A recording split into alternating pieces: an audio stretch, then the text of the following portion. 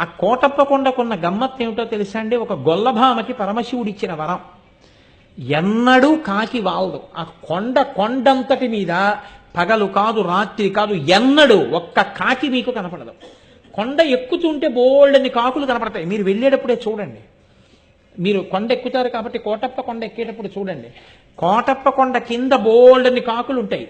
కోటప్ప కొండ ఎక్కడం మొదలెట్టినప్పటి నుంచి చూడండి, ఒక్క కాకి అంటే ఒక్క కాకి మీకు ఆ కొండ మీద వాలదు. ఎక్కడ ఓ చెట్టు మీద రాతి మీద వాలదు.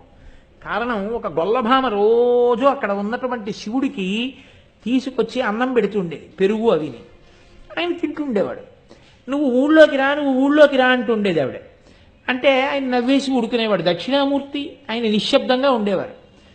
ఆవిడ ఒకరోజు తీసుకొస్తూ చల్లకుండా తీసుకొచ్చి అక్కడ పెట్టి కూర్చుంది బడలికి. కూర్చుంటే ఒక